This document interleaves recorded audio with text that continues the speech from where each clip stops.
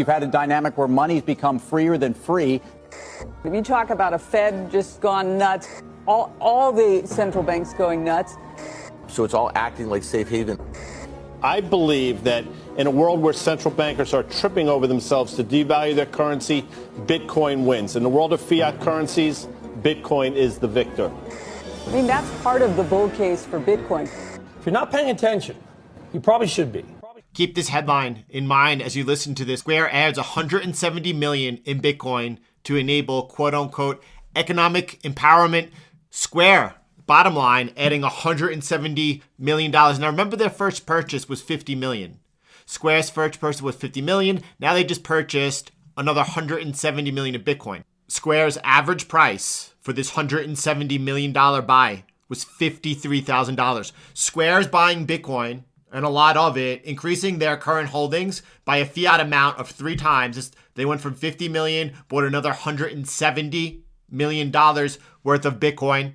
That's a shot fired right over there. Let's see what Michael has to say about that. For a miner to buy Bitcoin, not sell Bitcoin.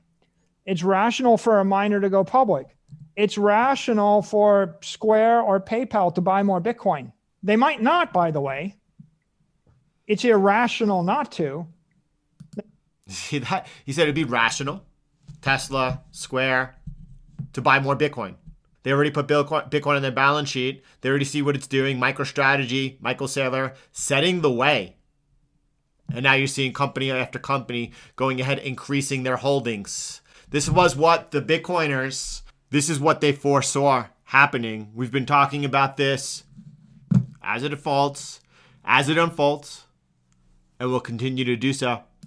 And the Bitcoin price, $48,000. Bitcoin, $48,000. Companies increasing their holdings. Square up in the game. They went from their $50 million. That's always the way with Bitcoin, right? You first buy a little, then you buy a little bit more, and then the more you understand it. All right, everyone. I'll talk to you later.